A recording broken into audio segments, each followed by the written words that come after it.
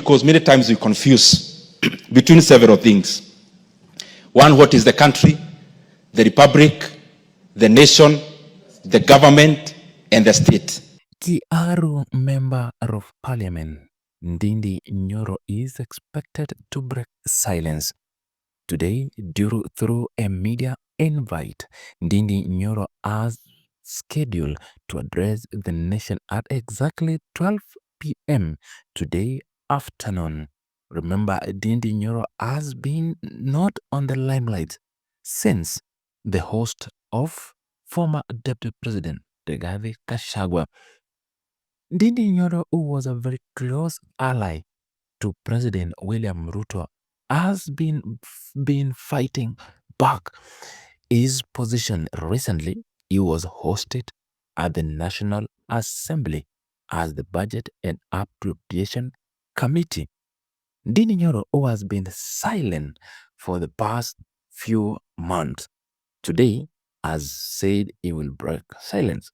Many Kenyans are anticipating that he will declare war with the government. Remember, the fellow like Kimani Ichung'wah and Minority Leader Junaid Mohammed at the floor of the House said Ndindi Nyoro has been allocating himself money to his constituency meant for public participation, especially the allegation by the Minority Leader Junaid Mohammed, where he said Ndindi Nyoro allocated himself more than 2 million extra or 2 billion shillings that was meant for public participation in those coastal region counties. As you know, Ndindi Nyoro was a very close ally to the President William Ruto, but his fate came into fight when he failed to appear during the impeachment process of former Deputy President Rigathi Gachagua. And from then, the fight has intensified from being a close ally of the president to now becoming an enemy of progress to the government. Many Kenyans are anticipating what Ndindi Nyoro could be saying, but most likely he will be laying the foundation of all the allegations made at the National Assembly. Remember, after his host as the Budget and Appropriation Committee chair, where Sam Atandi replaced him from the ODM. This comes after President William Ruto signs an agreement with former Prime Minister and ODM party leader Raila Odinga. Ndindi Nyoro has been absent even in the parliament proceedings. As Kenyans anticipate to see what Ndindi Nyoro will say, it remains that Ndindi Nyoro is a center focal of the Mount Kenya politics. What Ndindi Nyoro will say today will reshape the Mount Kenya politics. Let's wait and see what Ndindi Nyoro would say during the press release today afternoon. And I'm saying so because many times we confuse between several things. One, what is the country, the republic, the nation, the government, and the state. Honorable Speaker, what we call a country is just by the boundaries that define where Kenya lies. The other functions, Honorable Speaker, that defines what the state is the state apparatus, Honorable Speaker, the institutions of governance, which predominantly are made on the institution that guarantee the rule of law and accountability, rule of law, of course, through the judiciary, accountability through democracy in a house like the legislature, and also a functional modern state, which then defines the executive. Honorable Speaker, many times you don't talk about what the nation is. The nation of Kenya. And Honorable Speaker, I've talked about the country called Kenya. I've talked about the state, which makes the apparatus of the institution of governance. Honorable Speaker, there is also something very fundamental called the nation. And the nation is the soft side of the country.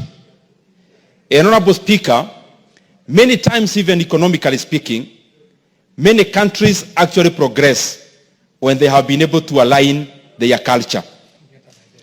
And Honorable Speaker, many times we confuse the culture and the language. That is only one side of what we call the nation, or a shared identity, or shared values. The soft side of the country, Honorable Speaker, encompasses and answers the question of who are we as a country, who are we as a citizenry.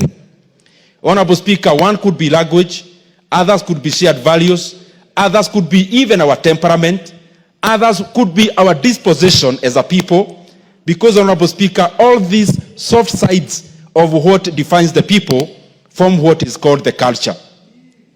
Honorable Speaker, in this modern era, it is beholden upon all of us. And that is why culture is always actually not static, Honorable Speaker. It is progressive and dynamic. It behoves all of us to look at the segments of our culture which then brings identities that are static. Identities, Honorable Speaker, that then brings about fault lines in the relationships of the people. And that is why many countries, Honorable Speaker, have had many people with different cultures, but they came together to find an overarching culture, a shared value across.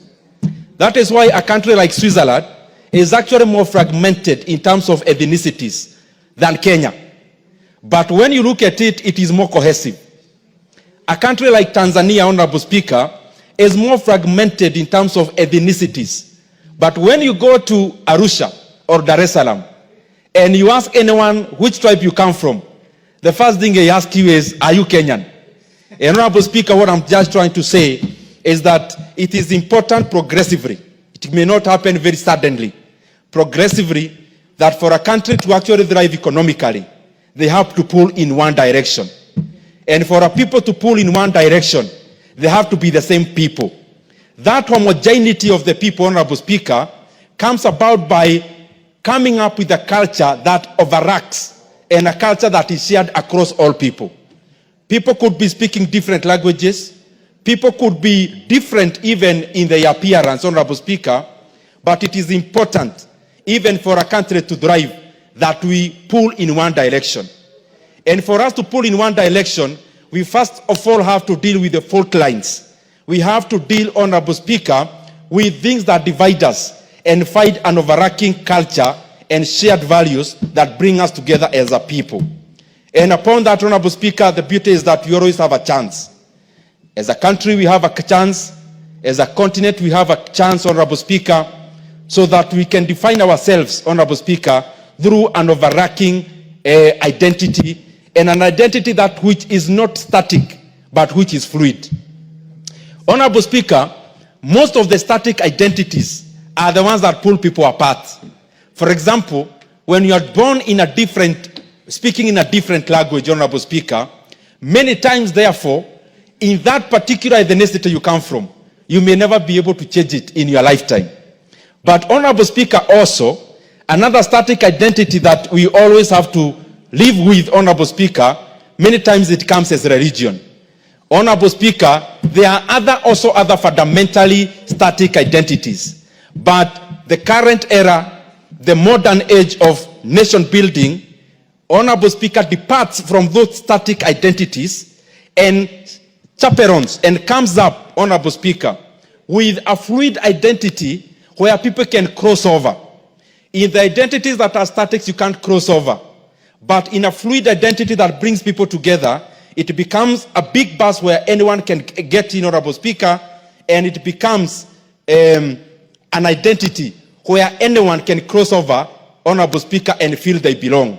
And I believe that is what we must do as the leadership of our country, as the leadership of our continent, because I believe together as a continent, we are one people.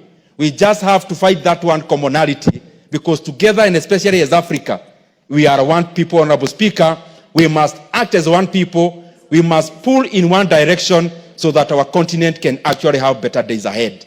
And even the same should percolate to the individual states, to the individual nations, Honorable Speaker, to the individual countries, so that we continue building a cohesive society. I thank you, Honorable Speaker.